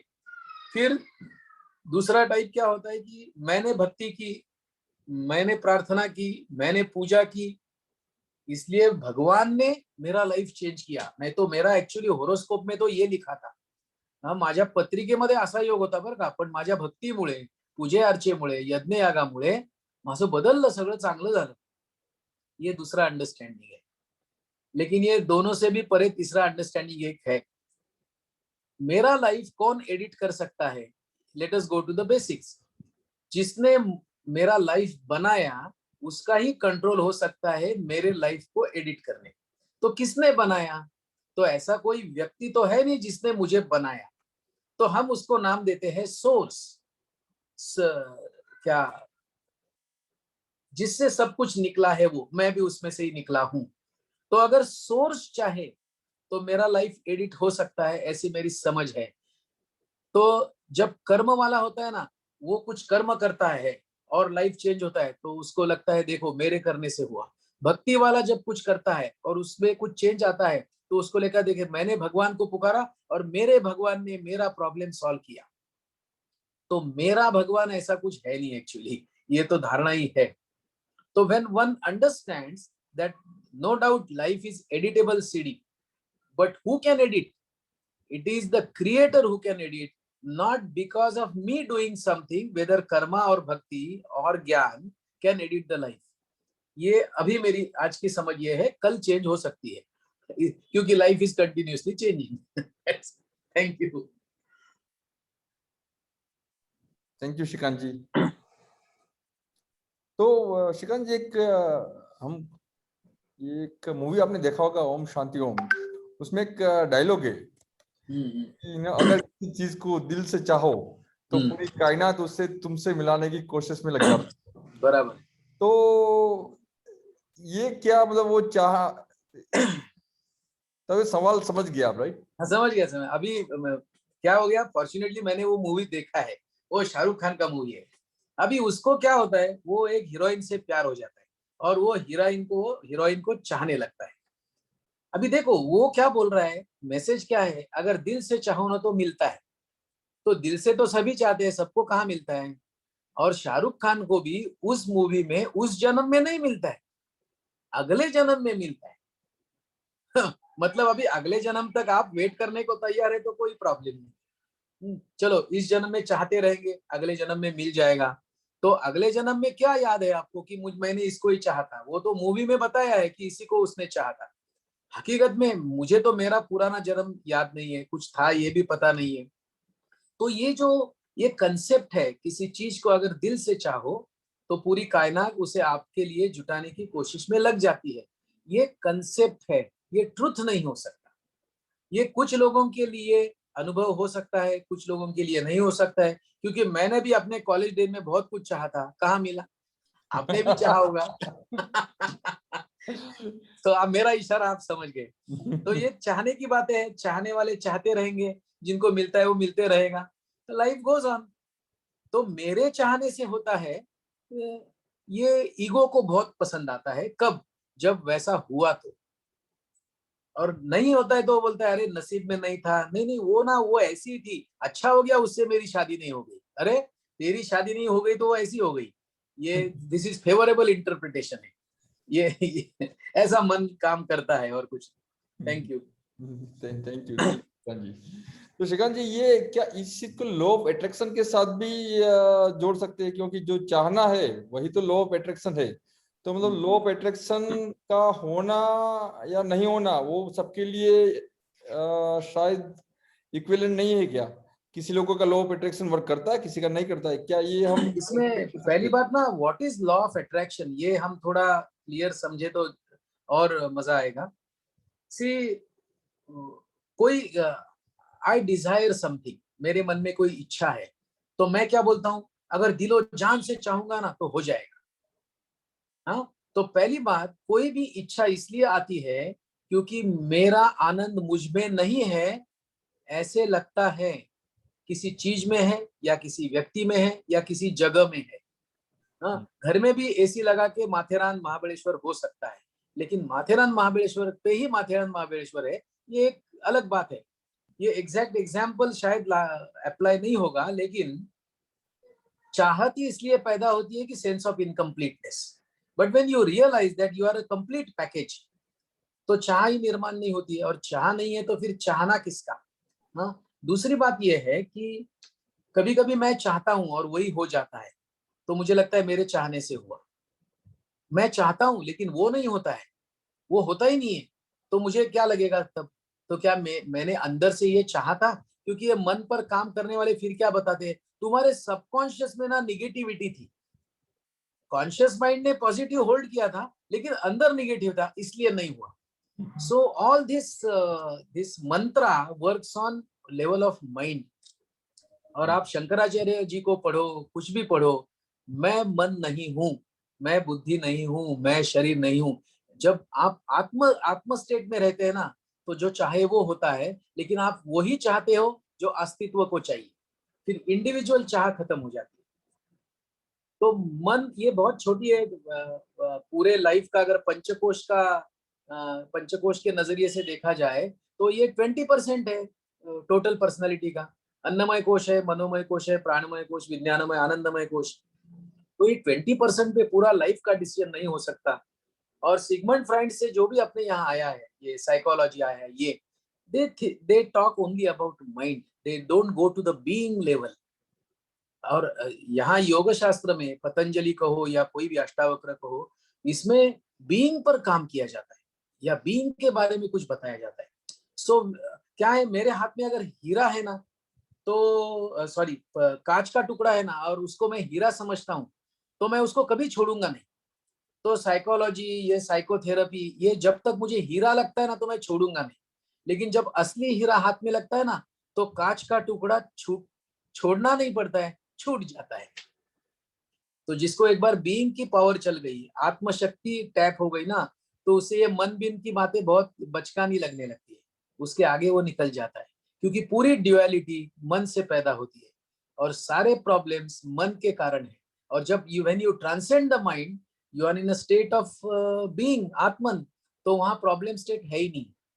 तो ये एक समझ है, ये अंडरस्टैंडिंग है। जरूरी नहीं ये सभी का कंसेप्ट हो, लेकिन ऐसा भी दुनिया को देखा जा सकता है। Thank you. Thank you Shrikant ji. और आपने जो एक चीज बताई कि हमारे जो पंचकोश है और ऊपर से सोल आत्मा, तो उसमें से हम मोस्टली सिर्फ मन को देखकर ही किसी को एवेल्यूएट करते हैं, कोई अच्छा है बुरा है, सिर्फ 20% को देखकर ही पूरा एवेल्यूएशन होता है, बाकी 4 चीजों को तो हम बिल्कुल इग्नोर ही कर देते हैं। तो ये पूरा पैकेज जो है, तो उसमें 5 अलग भाग भी है, तो वो समझना बहुत इम्पोर्टेंट है। सो थैंक यू श्रीकांत जी, आपने काफ़ी शेयरिंग आपने बताया, तो काफ़ी यूजफुल है। अलग अलग 360 डिग्री से हम देख पाए। अभी मेरे पास एक वीडियो ऑडियो है जो विद्या माँ ने शेयर किया है। ये प्रयत्नवाद वर्सेस और देववाद, वर्सेस तो नहीं, ये देववाद क्या है, तो उसको थोड़ा दैववाद दैववाद, हाँ दैववाद, तो उसको थोड़ा समझते हैं, सुनते हैं कि इस पे विद्या माँ का क्या विचार है। तो उन्होंने मुझे ये स्वाति में वो हाजिर नहीं हो पाई, तो थोड़ा एडवांस में मुझे ऑडियो के रूप में शेयर किया, मैं शेयर करना चाहूंगा।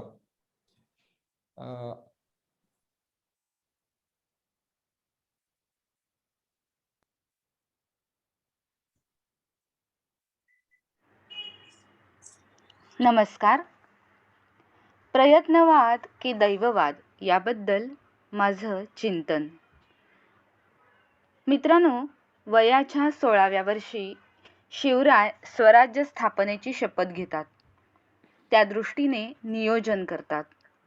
एका पाठोपाठ एक गड किल्ले शत्रूंच्या ताब्यातून जिंकून घेतात. महाराष्ट्रातल्या जनतेला मुघलांच्या जोखडातून बाहेर काढतात. हे कर्तृत्व पूजनीय ठरतं. इथे प्रयत्नवाद, ध्येय निश्चिती, त्याप्रमाणे वाटचाल करणं या गोष्टी अशा महनीय व्यक्तींमध्ये दिसतात. स्वातंत्र्यवीर सावरकर अवघ्या 15व्या वर्षी मरेपर्यंत राष्ट्राची सेवा करण्याची प्रतिज्ञा करतात आणि पुढची 69 वर्ष त्या प्रतिज्ञेपासून जराही ढळत नाहीत. ही निष्ठा त्यांच्या नशिबी लिहिली होती का, की ते त्यांचं कर्तृत्व होतं?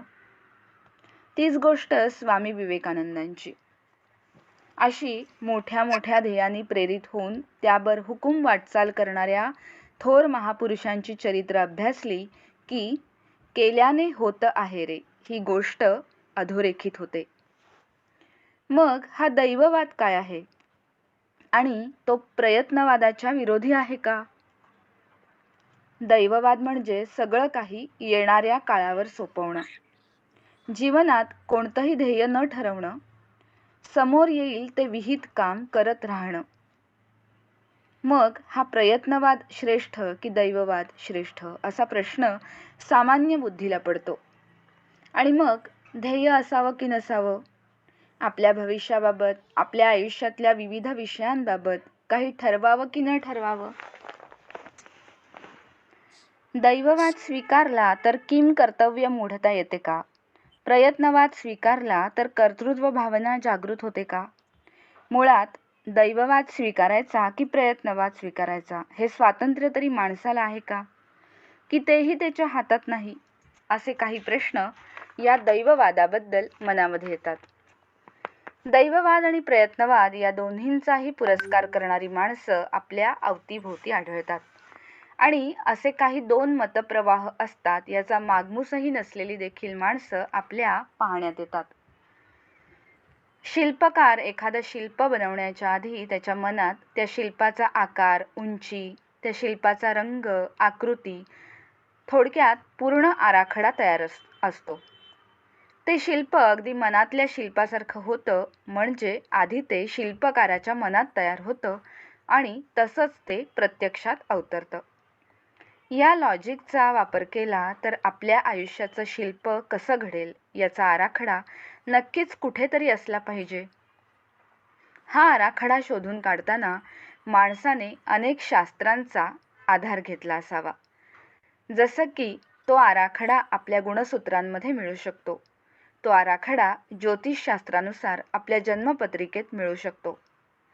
पण या पद्धतीने आराखडा समजून सांगणारा त्या शास्त्राचा तज्ज्ञ अभ्यासक असावा लागतो. मनातलं शिल्प प्रत्यक्षात जसंच्या तसं उतरतंच असं नाही, कारण ते शिल्प मनात निर्माण होणं आणि ते प्रत्यक्ष तसंच घडणं यामध्ये अनेक गोष्टी घडत असतात. ते मनातलं शिल्प जसंच्या तसं घडण्यासाठी जे घटक कारण असतात त्याचे 2 प्रकार असतात, जसं की factors within our control and factors not within our control. जे घटक माझ्या कंट्रोलमध्ये आहेत ते कदाचित प्रयत्नवाद दाखवतात आणि जे घटक माझ्या कंट्रोलमध्ये नाहीत ते कदाचित दैववाद सुचवतात. तसंच माझ्या आयुष्याचं शिल्प घडतानाही जरी जेनेटिकली माझ्या बाबतीत एखादी गोष्ट घडणार असली तरी जे संस्कार नंतर माझ्यावर होतात त्यामुळे कदाचित ती होणारी गोष्ट होत नाही. त्यामुळे माझ्या आयुष्याचं शिल्प घडताना मी माझ्यासोबत घेऊन आलेलं जेनेटिक कोडिंग, ज्यामध्ये माझ्या शरीर मनाची जडणघडण निश्चित झालेली असते आणि माझ्यावर माझ्या भोवतालच्या वातावरणातून परिस्थितीनुरूप माणसांद्वारे, अनुभवांद्वारे होत असलेले संस्कार, या 2 गोष्टींमुळे एखाद्या माणसाचं व्यक्तिमत्व तयार होत असतं. त्याचे विचार, त्याच्या धारणा, त्याच्या संकल्पना, त्याचे दृष्टिकोन बनत असतात आणि उच्च प्रतीचे जीन्स आणि उच्च प्रतीचे संस्कार हे समीकरण मिळून उच्च प्रतीचं व्यक्तित्व घडत असतं. इथे आता उच्च म्हणजे काय, नीच म्हणजे काय असा विचार करणं भाग पडतं. जाणीवेची पातळी जितकी विशाल तितकं ते व्यक्तिमत्व, त्याचे विचार, त्याच्या कृती विशाल होत जातात. ते व्यक्तिमत्व आत्मकेंद्रित न राहता म्हणजे स्वार्थी न राहता अवतीभोवतीचं सगळं जग त्याला त्याचंच प्रतिबिंब वाटू लागतं आणि त्या प्रतिबिंबाच्या कल्याणासाठी त्याचा प्रयत्नवाद चालू होतो. पण अशी खूप महान किंवा उच्च ध्येय असणारी व्यक्तिमत्व फारच थोडी असतात. त्यामुळे ती पूजनीय ठरतात, सामान्यांमध्ये उठून दिसतात. मग ते त्यांचं कर्तृत्व असतं की अशा प्रकारचं कार्य त्यांच्या हातून घडणारच होतं, हा मास्टर प्लॅन. रमेश वालसेकर असं म्हणतात की human beings are pre programmed body mind instruments. म्हणजे तुमच्या आयुष्यात काय काय घडणार आहे ते आधीच ठरलेलं असतं. मग इथे कोणी प्रोग्रॅमर असतो की निसर्ग नियमानुसार सर्व काही घडत असतं? त्यांचं आणखीन एक वाक्य असं आहे, त्यांच्या लेक्चरमध्ये ते हे वाक्य सांगतात. हे वाक्य एका फिजिसिस्टचं आहे. In human mechanism there is a mechanism which prevents himself from knowing its mechanistic nature. मग निसर्गतःच माणसामध्ये हे मेकॅनिझम असेल तर त्या मेकॅनिझमच्या विरुद्ध वागणं आणि असलेल्या कर्तृत्व भावनेचा त्याग करणं हे निसर्गाच्या विरुद्ध नाही का, असा प्रश्न पडतो. या प्रश्नाचं उत्तर भगवद्गीतेमध्ये किंवा उपनिषदांचा अभ्यास केला तर त्यामध्ये तपशीलवार सापडतं. कारण या मेकॅनिस्टिक नेचरचा सखोल अभ्यास आपल्या पारंपरिक शास्त्रांमध्ये झालेला आढळतो. महर्षी व्यासांच्या सिद्धहस्त लेखणीतून साकार झालेले आत्मस्वरूप भगवान श्रीकृष्ण या कर्तृत्व भावनेबद्दल उपदेश करतात. 4 पुरुषार्थांचं वर्णन करतात. धर्म, अर्थ, काम, मोक्ष आणि 5वा घटक सांगतात दैव. कारण तुझ्या आयुष्यात काय काय करायचंय, कोणती कर्म करायचेत याचं स्वातंत्र्य तुला आहे, पण त्या कर्माचं फळ काय मिळेल, ते कर्म सफल होईल का विफल होईल, हे आधी मीच ठरवलेलं आहे. आधी मी ठरवलेलं आहे ही गोष्ट आत्मतत्व बोलत आहे, ज्याचं अस्तित्व सदा सर्व काळ आहे. जिथे ही pre programmed body mind instruments तयार होतात त्या मॅन्युफॅक्चरिंग इंडस्ट्रीचा मालकच त्या इन्स्ट्रुमेंट्सच्या डिझायनिंगबद्दल बोलत आहे. तो मालक असं सांगत आहे की या इन्स्ट्रुमेंट्समध्ये एकूण 25 प्रकारचे पार्ट्स आहेत आणि या सगळ्या इन्स्ट्रुमेंट्सना निर्माण करण्याची, चालू ठेवण्याची, बिघडवण्याची, बंद करण्याची यंत्रणा, योजना जिथे आहे ती गोष्ट म्हणजे ब्रह्म किंवा आत्मतत्व, कॉन्शियसनेस, ईश्वर, परमात्मा अशी बरीच नावं त्या यंत्रणेला आहेत. ज्या व्यक्तिमत्वाने ही गोष्ट जाणली त्याला प्रयत्नवाद की दैववाद हा प्रश्नच पडत नाही. दैव, नशीब, प्रारब्ध हे शब्द त्या बॉडी माइंड इन्स्ट्रुमेंटच्या संदर्भात घडणाऱ्या घटनांबाबत असल्याने त्या सर्वांकडे ज्ञानी माणसाला साक्षी भावाने पाहता येतं आणि त्याच्या आयुष्यातली सर्व कर्म किंवा छोट्या छोट्या कृतीही तो त्याला नेमून दिलेली विहित कर्म म्हणून, ईश्वराची कर्म म्हणून करू लागतो. आणि कर्मामधली कर्तृत्व भावना किंवा कर्मफळाची अपेक्षा, आसक्ती या गोष्टींचा कोणताही विचार कर्म किंवा कृती करत असताना त्याच्या मनात नसतो. त्यामुळे प्रयत्नवाद का दैववाद या दोन वादांमध्ये न अडकता अशा ज्ञानी व्यक्तीमार्फत कर्मयोग घडू लागतो. धन्यवाद.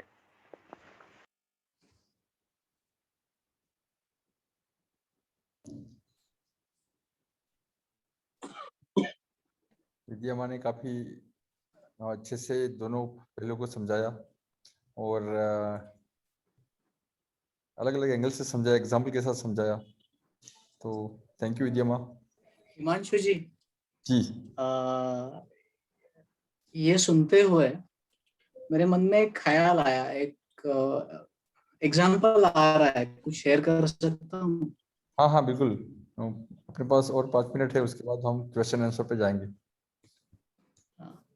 तो ये ऑडियो सुनते सुनते मेरे मन में जो एक एग्जाम्पल आया वो आया पानी का. पानी का अगर हम साइकिल देखें, जो महासागर से निकलते हुए फिर महासागर को जाके मिलता है, जैसे उसका प्रवास खुद से ही चालू होता है और खुद ही में ही वो विलीन हो जाता है. बट ये जो उसका प्रवाह चलता है तो बीच में कभी वो नाला होता है, कभी वो नदी होता है, कभी वो प्रवाह होता है, कभी वो झरना होता है. तो उसको रोल अलग अलग मिलते हैं, बट जहां से भी वो गुजरता है वहां पे लाइफ को खिलाता है. जहां से भी पानी गुजरता है वहां जीवन फलने और फूलने लगता है. तो ये जो पानी का स्वभाव है, so this is something I think we should inculcate in ourselves. And secondly, जो माँ ने 3 चीजें बोली, first is efforts, another is time, and third is a daiva. So first 2 things are in my hand, which is my preparation to evolve as a better version of mine. And whether the daiva will give or daiva will be supportive or helpful or not, that is rest, leave it up to the daiva. So पानी तू तेरा काम कर, बस ऐसा. ये 2 चीजें मुझे पानी के साथ कोरिलेट करनी थी, ऐसे मेरे मन में विचार आ रहे थे, तो सोचा कि मैं शेयर कर दूं. Thank you. Thank you Saurabh ji. तो ये आपने जो एग्जाम्पल दिया ना, वो काफी अच्छा एग्जाम्पल था कि पानी जहां से जाता है तो वहां पर वो लाइफ देते हुए जाता है. खैर लाइक पानी की प्रकृति यही है कि लाइक वो जीवन देता जाए. तो कुछ ऐसी भी चीजें हो सकती है, कुछ जीवन लेते जाए, ऐसी भी प्रकृति वाले कुछ होंगे, तो उसको भी हमें एक्सेप्ट करना है. तो जैसे कि मुझे ख्याल आया, यस. कुछ दिन पहले मैं सोच रहा था कि आम का पेड़ होता है एक, उसके बाजू में एक बबुल का पेड़ है, एक लाइक टमाटर का छोटा सा पौधा है. तो बात कर रहे एक दूसरे से कि यार तुम्हारे उधर आम आते हैं, मेरे इधर क्यों नहीं आते हैं. तो अभी आम, और वो बोला कि तुम्हारे इधर बबुल आते हैं, मैं तेरे से बेटर हूं. तो बबुल बोला कि मेरा क्या दोष है यार, मेरे बीज में ही ऐसा था तो मैं तो बबुल तो काटा ही दूंगा. लेकिन मैंने कुछ नहीं किया मेरे लाइफ में, भाई मेरी गलती नहीं है. जो भी गलती है वो बीज की गलती है. तो ये चीज से मुझे कोरिलेट ये हो पाया कि यदि मैं अच्छा हूं या बुरा हूं तो उसमें मेरी कोई गलती नहीं हो, तो बीज की गलती है. तो ऐसा कुछ मैं कोरिलेट कर पाया. साधो। Thank you. तो श्रीकांत जी और कुछ शेयर करेंगे आप, या हम Q&A पे जा सकते हैं? हाँ, आज का ही बात है, किसी का फोन आया था मुझे, अपने लाइफ के बारे में कुछ बता रहे थे और उन्होंने कहा कि मैं नाड़ी नाड़ी पढ़ने के लिए गया था। उसे नाड़ी परीक्षा कहते हैं, नाड़ी वाचन कहते हैं। अगस्त्य ऋषि की पट्टी होती है ऐसी, वो किसी लैंग्वेज में होती है, वो कोई आदमी पढ़ के बताता है और एग्जैक्ट उसने वो मुझे ये बता रहा था कि ये होरोस्कोप नाड़ी ये कितना परफेक्ट है कि वही हो रहा है जो उसमें लिखा है। मैं उसको बोला ये चेंज होता है क्या, इसको चेंज कर सकते हो? जो हम बोले ना कि life is already, movie of life is already made and it is simply happening and you can not edit. तो ज्यादा से ज्यादा फर्क क्या है, ऑर्डिनरी आदमी को नाड़ी वाचन पता नहीं है, इसको नाड़ी पता है, लेकिन मेरे पता होने से, फ्यूचर मेरे समझ में आने से क्या फ्यूचर चेंज होता है? लेकिन मैंने ये बात वहां छोड़ दी, मैं अंदर चला गया। मैं बोला ठीक है, अगर नाड़ी परफेक्ट है, नाड़ी में सब होता है वैसे ही होता है, और कुछ चेंज हो गया, वो फिर उपाय भी बताते हैं कि ऐसा करो फिर ऐसा होगा। तो उपाय करने के बाद अगर चेंज होता है तो अगली नाड़ी में आएगा कि ये यहाँ आके पूछेगा, फिर मैं इसको उपाय बताऊंगा, वो उपाय के हिसाब से वो करेगा और उसका भविष्य आगे चेंज होगा। ये भी ऑलरेडी प्रीडिटरमिन्ड है। बस इतना ही। बराबर है थैंक यू। कि हर कोई जन्म पत्री बनाता नहीं है। जो कुछ लोग हाँ, बनाते, कुछ लोग नहीं बनाते। जो बनाते हैं उसमें से भी हर कोई उपाय के लिए जाता नहीं है। कुछ लोग जाते हैं, कुछ लोग नहीं जाते। कुछ लोगों को उपाय मिलता है, उसके बाद कुछ लोग करते हैं, उसको नहीं करते। किसी की फाइल मिलती है, किसी की फाइल नहीं मिलती है, क्या करें? सभी की। बहुत बढ़िया।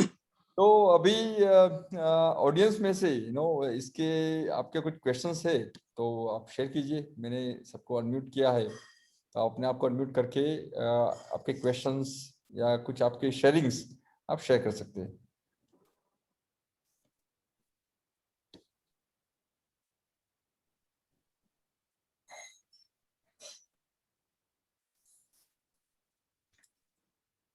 किसी को शेयर करना है कि ना आपके जीवन में ऐसा कौन सा इंसिडेंट था कि जहां पर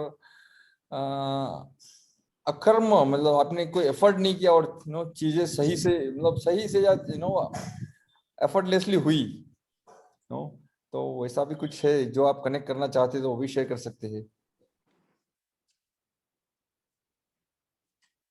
सही गलत तो कुछ होता नहीं है, जैसे श्रीकांत जी बोलते हैं नहीं पढ़ने का व्हाट हैपेंड। ये मेरे बोलने से नहीं होता है, लेकिन नहीं है वो ऐसा ही ऐसा है। हिमांशु, यस का अनिल जी। एक मेरे फैमिली का में एक एक्सपीरियंस है, क्या ना शेयर इट? हाँ मतलब कर सकते हैं। Thank you. 1 मिनट। जब हम लोग नवा जो 10+2+3 का पैटर्न था ना, तो my brother he was failed in SSC. Okay, then बाद में वापस अक्टूबर या मार्च में बैठ के वापस ही पास it. Later on what happened, he was not ready to go to the college. Why? उसको इंग्लिश लैंग्वेज का बहुत डर लगता था। तो बोला मेरे को इंग्लिश का मुझे मालूम नहीं पड़ता, और ये जो बीकॉम बीएससी सब इंग्लिश में है, तो मैं कॉलेज नहीं जाना चाहता हूँ। बोला ठीक, क्या करेगा तू? तो बोला मैं एक नौकरी करता हूँ। तो बोला तुमको ये इसमें नौकरी कौन देने वाला है? तुमको पहले वर्कर करके काम करना पड़ेगा, if you are ready fine. तो बोला ठीक है मैं करूँगा। तो मैं एक उसको कंपनी में लेके गया। उधर उसने सेठ को मिला, उसको बोला ये देखो, ये तुमको अगर काम करना है ना, ये जो हमारे लोग काम कर रहे हैं ना, ये ऐसा पहले काम तुमको करना पड़ेगा। 20-50 किलो का वजन उठा के चलना है। वो होने के बाद 6 महीना वो काम करने के बाद फिर तुमको वर्कर करके मशीन में लेके जाएंगे, सिखाएंगे। वो देखने के बाद फिर बोला नहीं, मुझे नहीं जाना किधर भी, मैं नहीं नौकरी ये नहीं कर सकता मैं काम। बोला ठीक है, तो अभी क्या करेगा तुम? 1 साल तो उसमें गुजर गया। तो फिर मैं उसको बोला कि देख सुनील, एक काम कर, तो अभी इसमें जा, आर्ट साइड में जा। क्यों? आर्ट साइड मराठी में रहती है, इसके लिए तुम आर्ट साइड में जा। और उसको मैंने जबरदस्ती 11th स्टैंडर्ड में आर्ट साइड में एडमिशन ले लिया। वहां पे जाने के बाद 11th वो पास हो गया। 12th में उसने उसको मुंबई के रुइया कॉलेज में एडमिशन लिया। Then he did BA, MA, B.Ed, M.Ed ये सब किया। And recently he retired from college vice principal from Nasik College। और उसका सब्जेक्ट था मराठी। तो अभी भी उसके मराठी के लिए जो ये नवे लेखक जो स्टोरी लिखते हैं, बुक लिखते हैं ना, उसका परीक्षण के लिए उसके पास आते हैं। नासिक के सकाल में उसका हमेशा हर संडे में उसका एक ना कुछ बुक परीक्षण के लिए आता था प्रिंट होके। और अभी वो रिटायर्ड होने के बाद बहुत जगह में उसको लेक्चर देने के लिए बुलाते हैं। अभी 10 दिन पहले उसने ये अपना क्या बोल रहे रामदास स्वामी का जो है दासबोध, उसके ऊपर निरूपण का एक कार्यक्रम हो गया था। और उसका अभी शेड्यूल वैसे ही चलता है। तो कहने का मतलब ये है कि ये डेस्टिनी में होता है तो ये सब होता है। अगर उसको मैं अभी मेरे को ये लग रहा था कि मैंने उसको भेजा 11th के BA क्लास में, 11th के आर्ट साइड में, इसके लिए वो हो गया। अभी मुझे पता लग रहा है I am not doer, it is happening from this body mind institute. मैं खाली एक निमित्त मात्र था। ये मुझे अभी ऐसा महसूस हो गया है इधर आने अपना कोपली ज्वाइन करने के बाद में। Thank you. Thank you, thank you, thank you Anil ji for sharing. Vinod ji, आपको देखकर अच्छा लग रहा है कि आप कॉल पे है। थैंक यू, आपसे बात करके बहुत ज्यादा।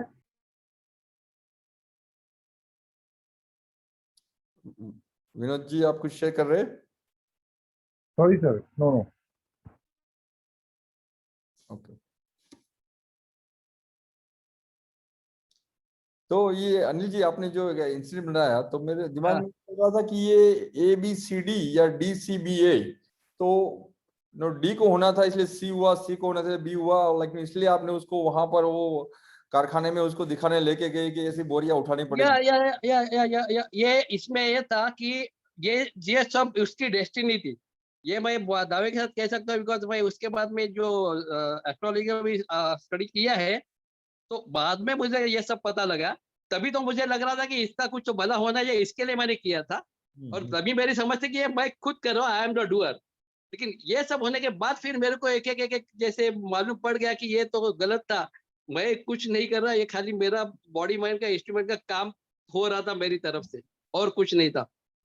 लेकिन ये उसके डेस्टिनी में था, इसके लिए हो गया। तो डेस्टिनी अगर है तो क्या हो सकता है कि SSC फेल वाला स्टूडेंट वॉइस प्रिंसिपल कॉलेज में भर के और मराठी के सब्जेक्ट का एक होनहार करके उसमें सब में काम करके हो गया। तो अगर उसको वो BA में आर्ट साइड में अगर कॉलेज में एडमिशन नहीं लेता था 11वीं में, तो I can't say anything about it. मतलब no one can predict that, but it was going to happen. Thank you, nice, and it happened so. Thank you. तो मुझे इसमें थोड़ा एक आर्ग्यूमेंट, मैं आर्ग्यूमेंट नहीं बोलूंगा, बस कॉन्ट्राडिक्ट क्वेश्चन करना चाहता हूँ। बोलिए ना। कि यहाँ पे बोलते हैं निमित्त बना अच्छे काम के लिए, कल के दिन ऐसा भी तो हो सकता है कि हमारे कारण किसी का बुरा हो जाए। बिल्कुल। तो फिर उसको how we can say about that कि मेरे कारण हुआ कि उसकी डेस्टिनी में था इसके लिए हुआ। जो भी है वो डेस्टिनी के कारण ही होते हैं। Whatever it may be, good हो या बैड हो, मतलब अच्छा हो या बुरा हो। अगर आप पहले मेरा जो एक स्वाध्याय में था ज्योतिष और ये में, तभी डेस्टिनी में, तो आपको ये तभी मैंने बोला था, किसी ने मेरे को सवाल पूछा था, तो मैं कुछ करता हूँ तो उसमें कुछ नहीं है क्या? तो मैंने बोला पहले डेस्टिनी में है तो ही ये है, नहीं तो नहीं है। तो डेस्टिनी इज फर्स्ट, उसमें है तो आपका सब है, कर्तृत्व और ये जो है वो, नहीं तो कुछ भी नहीं है। तो फिर तो खाली डेस्टिनी के भरोसे भी तो अपन बैठ के आगे जिंदगी नहीं चला सकते ना। ये तो होने वाला है। आपको डेस्टिनी में है तो ही आपको मार्क मिलने वाला है, नहीं तो नहीं मिलने वाला है। डेस्टिनी के भरोसे आप जिंदगी चलाएंगे नहीं चलाएंगे वो भी डेस्टिनी में लिखा हुआ है। मैं वही बोल रहा हूँ, अगर आपको अच्छा ये मिलने वाला है तो आपका डेस्टिनी में लिखा होगा तो ही मिलेगा, नहीं तो नहीं मिलेगा। और खराब भी डेस्टिनी में लिखा है, इसके लिए खराब होगा। इसके लिए मैंने और एक चीज भी बोला, मेरा जो भी बिलीफ जो है वो 100% है कि जैसे हम लोग ये एक बार मैंने एक कॉल के ऊपर बोला भी है कि जो सोसाइटी की नजरों में जब दरोड़े को रेप करने वाले लोग होते हैं वो पनिशमेंट उनको देते हैं, ठीक है, लेकिन अगर उनकी डेस्टिनी में वो लिखा हुआ है तो they can not avoid it. तो इसके लिए बाद में जब भी मेरे को ये समझ आ गया तब मैं अभी उनको भी दोष देना बंद कर दिया, because it is in their destiny, they are helpless. Society ने उसको पनिशमेंट दिया, कोर्ट बीट से, that is different matter, but ये फील्ड में अगर है तो मैं उसके ऊपर ये मेरा ये है कि उसको कुछ नहीं करना चाहिए। जो करने वाला है उसकी डेस्टिनी में भी होगा ना। तो डेस्टिनी में जो है वही होता है, वही बोल रहा हूँ मैं।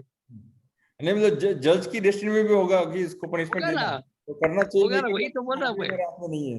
नहीं नहीं, मैं क्या बोल रहा हूँ, मैं सोसाइटी की तरफ से मैं बोल रहा हूँ ये गलती है, लेकिन ये फील्ड में होते हुए मैं ये नहीं बोल सकता अरे उसने गलत किया, नहीं, वो उसके उसमें से होने वाला था वो बॉडी मैनेजमेंट से। Right right. तो मुझे लेकिन जब मैं अपनी लाइफ को थोड़ा रिवाइंड करके देखता हूँ तो बहुत सारे इंसिडेंट ऐसे होते हैं कि जहां पर मैंने बहुत मेहनत किया, बहुत पैशनेटली काम किया, अपना 120% दिया, फिर भी रिजल्ट कम आया, और कहीं पर कम काम किया फिर भी रिजल्ट ज्यादा आया। तो ये डेस्टिनी नहीं तो क्या है? यदि मेरे एफर्ट्स ही मेरे गेम चेंजर्स होते तो every time it has to work in the proportion to my efforts, but it is not working like that. Correct, I do agree. इसके लिए मैंने और एक भी एग्जांपल दिया था तभी कि मेरा one of my relative, he was gold medallist of 1969 B batch, bachelor of engineering. उसको जिंदगी में कभी अच्छा जॉब नहीं मिला है। Can you imagine that? 69 बोले तो तभी का जो एजुकेशन का लेवल था बहुत हाई लेवल वाला था। तो गोल्ड मेडलिस्ट होते हुए उसको जिंदगी में कभी लाइफ में जॉब अच्छा मिला नहीं। और डेस्टिनी होते तो ये ऐसे सब हो सकता है। श्रीकांत जी, आर यू एग्री? श्रीकांत जी आप म्यूट है। So what is the question? Everything happen as per the destiny only, चाहे वो the good or a bad or whatever. मतलब मेरे एग्री होने से लॉ चेंज होगा क्या? नहीं, ऐसा नहीं है, पॉइंट ऑफ व्यू है। देखो आपके बोलने से या नहीं है, everybody has different point of view. I may have different point of view, you may have different point of view. Yes. Actually any point of view arises out of ego. Any point of this side or that side, and I have no point of view actually. See, what is point of view? It is your understanding or your concept. Now my concept need not be accepted by everyone. A can have one concept, B can have another concept, and I enjoy this variety of life. That's all. See, life is interconnected polar opposites. तो किसी एक को पकड़ने जाओ तो दूसरा छूट जाता है, दूसरे को पकड़ो तो इसका छूट जाएगा। अगर मैं आपके बाजू में आऊंगा तो अनिल जी छूट जाएंगे, उनके साथ बैठूंगा तो आप छूट जाएंगे, मुझे तो दोनों चाहिए। तो मैं क्या करूंगा, अरे ये भी बराबर है, you are right, then both are my friends. So you are right is the formula for me. You can give your true opinion. Yes. Whatever it may be. Yes. Because it is a debating. It is not a over case for individual. Correct.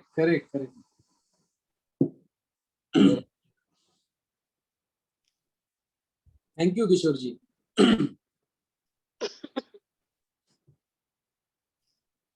बढ़िया। सो और कोई question? हमारे पास करीब और 5 minute है, तो और कुछ पॉइंट्स क्वेश्चन है तो डिस्कस कर सकते हैं। हिमांशु जी, मैं कुछ शेयर कर सकता हूँ, स्क्रीन शेयर कर सकता हूँ मेरी? जरूर।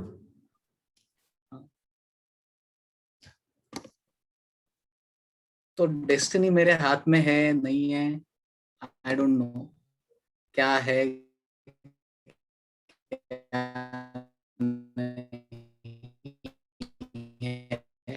जी आपका voice, rather I don't want to know about it, but what I can do is this: I can मेरा वॉइस आ रहा है अभी ठीक तरह से? अभी ठीक Is है, I audible? अभी ठीक है। या सो डेस्टिनी है नहीं है, डेस्टिनी होनी चाहिए नहीं होनी चाहिए, I don't know or I don't want to know, but what I can do for myself, my orientation, I can orient myself in such a fashion by understanding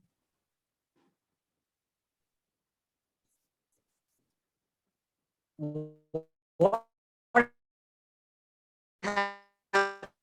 happens Saurabh आवाज येत नाही तुझा. when what I perceive.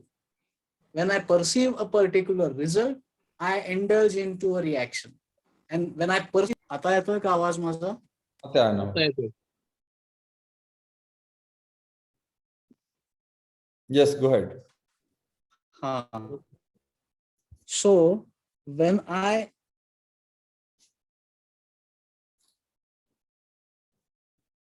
then reaction will definitely arise. And when I perceive a preparation, the response will happen. And life is making sense. In other words,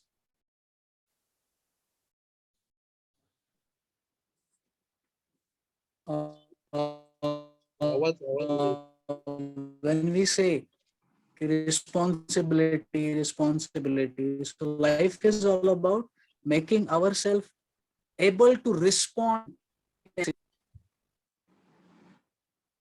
So मी मगासपासून जे बोलतोय की result आणि reaction या दोन गोष्टी हातात हात घालून जातात.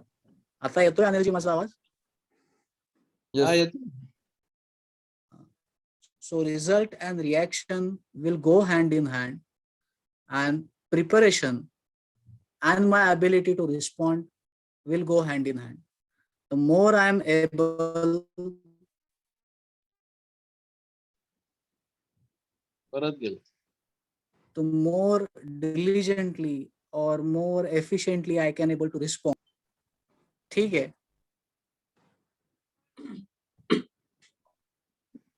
तो सौरभ जी, लाइक नो, आप जो बता रहे हैं उससे मुझे क्या समझ में आया कि जब तक रिजल्ट पे फोकस है तो रिएक्शन निश्चित है, एंड जब प्रिपरेशन पे फोकस है या काम पे फोकस है तो रिस्पॉन्सिबिलिटी खुद ही खुद आ जाती है कि एबिलिटी टू रिस्पॉन्ड. तो ये मुझे आप जो बताना चाहते हैं, थोड़ा सा आवाज ब्रेक हो रहा था, बट ये मुझे समझ में ऐसा आ रहा है. और ये प्रिपरेशन Yes, हाँ, yes, exactly.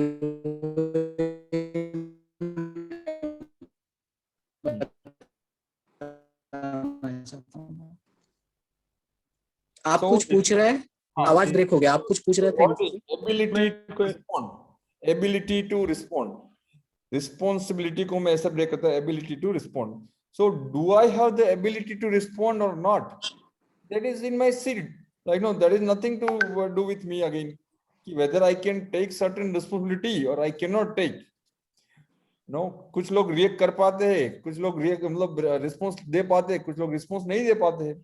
तो both is the creature of nature. तो उसको समदृष्टि से देखा जा सकता है, ऐसा मुझे लगता है. मतलब रिस्पॉन्सिबिलिटी लेना चाहिए. कुछ लोग लेते हैं, फिर भी कुछ लोग नहीं लेते.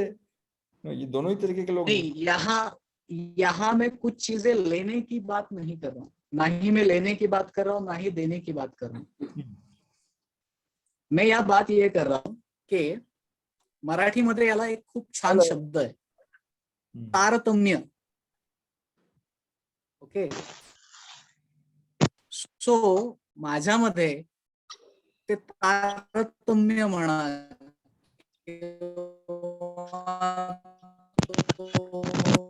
सत्सद भाव, सत्सद विवेक बुद्धी ही प्रिपरेशन मुळे होते. प्रिपरेशन मुळे होतं काय basically? When you try to prepare और when you prepare you evolve, and when evolution happens, then you can do that is necessary. और क्या नेसेसरी है? ये रिस्पॉन्सिबिलिटी मैं लेता हूं तभी मैं लूंगा और तभी मैं एक्सप्रेस हो पाऊंगा, नहीं हो पाऊंगा, इससे नहीं होता. चाहे कभी कभी कुछ न करना भी जरूरी होता है. वो आजकल 5 स्टार की एड चलती है ना,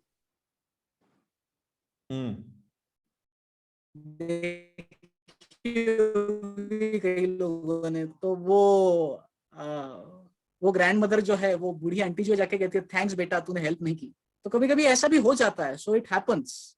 इसमें सही गलत जज नहीं कर रहे हम, I am just concern with, so ये भी क्या बोलते हैं ना, जैसे इसका मैंने कोरिलेशन लिया कि मेरा बिलीफ सिस्टम क्या है, सो मेरे बिलीफ सिस्टम के ऊपर ये सब चीजें निर्भर करती है। सो अगेन जैसे आपने कहा कि अपना सीड क्या है, सीड में अगर है तो वैसे होगा। Nice nice, very nice. Thank you Saurabh ji, thank you very much. तो श्रीकांत जी, मंगेश जी, सौरभ जी, तो यहाँ पर हम आज का स्वाध्याय कंक्लूड कर सकते हैं। किशोर जी का हाथ ऊपर है, कुछ पूछना चाहते हैं शायद। हाँ किशोर जी, कुछ आप पूछना चाहते हैं, शेयर करना चाहते हैं, प्लीज।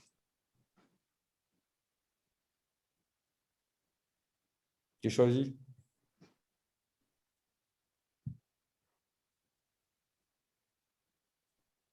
लगता है किशोर जी का नेटवर्क नहीं है, तो ठीक है, विल कंक्लूड। चलो लेट्स कंक्लूड। तो प्रार्थना करते हैं और आज के लिए अरे गेंद बाबा, थैंक यू। ओम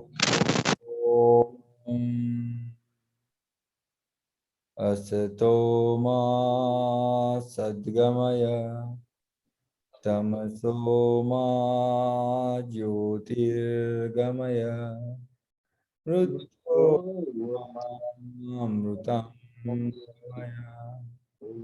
ओम शांति शांति शांति। हरि ओम नमः। हरि ओम। जय गुरुदेव, शुभ रात्रि। अगले ट्यूसडे को फिर से मिलेंगे कुछ नए टॉपिक के साथ अगली बार। Thank you.